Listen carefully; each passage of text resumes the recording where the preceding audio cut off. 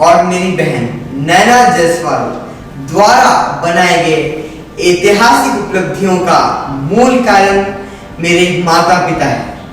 जब मेरे पिता ने ये बात ठान ली कि एक बच्चे को कैसे परवरिश करने से गूगल बॉय बनाया जा सकता है, तब मेरे पिता ने मेरे माँ से एक ही अल्फाज कहा, हमें आगे बढ़ना है तो बहरे बनना जरूरी है, क्योंकि कुछ लोगों को छोड़कर बाकी सब मनोबल गिराने का काम करते हैं। इसीलिए कहता हूँ, कुछ रिश्ते रब बनाता है, कुछ रिश्ते लोग बनाते हैं, पर कुछ लोग बिना किसी रिश्ते के ही रिश्ते निभाते हैं, शायद वही दोस्त कहलाते हैं।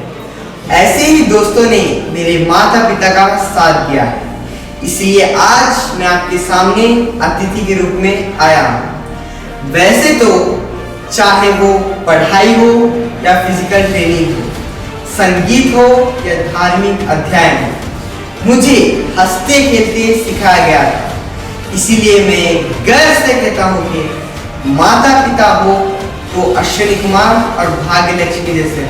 ये बात सच है कि जैसे तैसे हम प्रोफेशनल कार्य की तरफ बढ़ते हैं तो हालात सिखाते हैं बातें सुनना और सहना, वरना हर शख्स फितरत से बादशाही होता है। अंधेरे में दिया हम जब हाथ में लेकर चलते हैं तो हमें ये भ्रम रहता है कि हम दिए को लेकर चल रहे हैं, परंतु हकीकत एकदम उल्टी होती है कि दिया हमें लेकर चल रहा होता है। ठीक उसी तरह जिस तरह भगवान हमारे कर्म अनुसार राह दिखा रहा है। नागपुर के दीपक जायसवाल जी का मानना है कि सेवा सबकी कीजिए, पर उम्मीद किसी से मत रखिए, क्योंकि सेवा का सही मूल्य आपको भगवान ही दे सकता है, इंसान नहीं। छोटी सी उम्र में बड़ा सा सबक मिला। इसीलिए कहता हूँ कि रिश्ते सबसे रखो, पर उम्मीद किसी से मत रखो। अगर आप जिंदगी में खुश रहना चाहते हो तो किसी से उम्मीद मत रखो, क्योंकि उम्मीद हमेशा दुख देती है। जब मुसीबत का सामना हो तो किसी से मदद मत मांगो, क्योंकि मुसीबत तो सिर्फ 4 दिन की होती है और एहसान जिंदगी भर का। और मैं आप सबसे गुजारिश करता हूँ कि समय बहा कर ले जाता है, नाम और निशान, कोई हम में रह जाता है, कोई अहम में रह जाता है। इसीलिए बोल मीठा ना हो तो हिचकियाँ भी नहीं आती, घर बड़ा हो या छोटा, अगर मिठास ना हो तो इंसान तो क्या चींटियाँ भी नहीं आती। आप जान लो कि जीवन एक ऐसा रंगमंच है जहाँ किरदार को खुद नहीं पता होता कि अगला हिस्से क्या आने वाला है। इसीलिए आप फक्र से दूर रहो और भगवान का जिक्र रखो, तभी जहाँ तुम हो वह सब तुम्हें प्यार करेंगे। जहाँ से तुम चले जाओ वह सब तुम्हें याद करेंगे, और जहाँ तुम जाने वाले हो वह सब तुम्हारा इंतजार करेंगे, और कामयाबी तुम्हारे कदम चूमेगी और तुम मुकद्दर के बादशाह होगे। और राज शेट्टी जी का जीने का ढंग बहुत निराला है। वो जिंदगी अपने ढंग से जीते हैं और कभी दुनिया का कायदा नहीं देखा। रिश्ते निभाए तो दिल से निभाए, कभी खुद का फायदा नहीं देखा। इसीलिए आज वो हम सबके प्रिय है। बेटी तो रोटी होती है, जग जाहिर है, पर मैं बुलंद आवाज में कहता हूँ कि रुपयों की पेटी और घर में बेटी किस्मत वालों को ही मिलती है। बेटे तो माँ बाप की जमीन जायदाद बांटता है, परंतु बेटियां हमेशा माँ बाप के दुख ही बांटती है।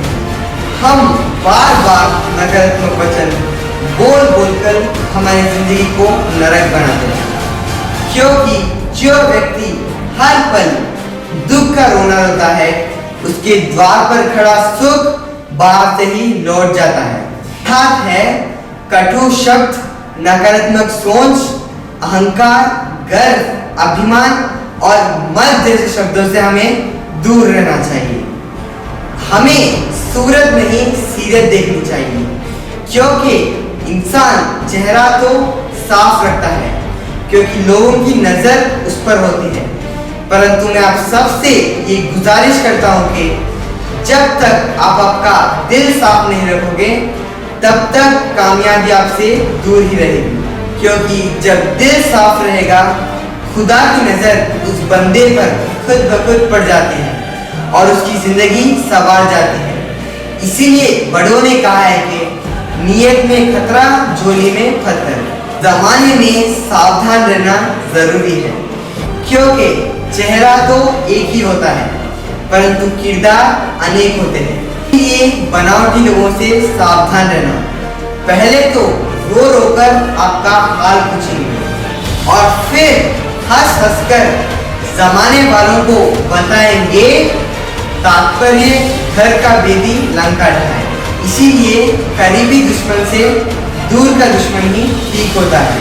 तो लोग आपको दौड़ाकर नहीं हरा पाते, वही आपको जिंदगी की रेस में तोड़कर हराना चाहते हैं और इसका एकमात्र सावधान रहना ही जरूरी है। मेरे पिता कहते हैं कि नाम और पहचान भले ही छोटा हो मगर खुद की होनी चाहिए। सभी का सम्मान करना अच्छी बात है, परंतु आत्मसम्मान से जीना जीने की पहचान है। हमें दिल से भगवान का नमन करना चाहिए, क्योंकि लोग करते हैं मोल भाव भगवान की मूर्ति खरीदते वक्त और फिर उसी मूर्ति से करोड़ों मांगते हैं। ये नादानी सच में बेमिसाल है और हमें अंधेरा दिल में और दिया मंदिरों में जलाते हैं। अतः मन चंगा तो कटोरी में गंगा। हमें प्रार्थना शब्दों से नहीं दिल से करनी चाहिए, क्योंकि भगवान उसकी भी सुनता है जो बोल नहीं सकता। हर मनुष्य को ये याद रखना चाहिए कि जब तक हम खुद पर विश्वास नहीं कर सकते तब तक हम खुद का सम्मान भी नहीं कर सकते। अतः मैं ये बताना चाहता हूँ कि बल में बल अपना बल, अपने वचन मीठे रखो, क्योंकि कुछ बोलने में और तोड़ने में एक ही पल लगता है, परंतु बनाने में और मनाने में सारी जिंदगी भी लग जाती है। इंसान की जिंदगी क्या हार और जीत का फैसला उसकी औलाद तय करती है। अगर संस्कारी और कमाऊ है तो जीत है, और अगर औलाद बेकार और आवारा है तो करोड़ों की कमाई में पूंजी होती हुई भी हार है।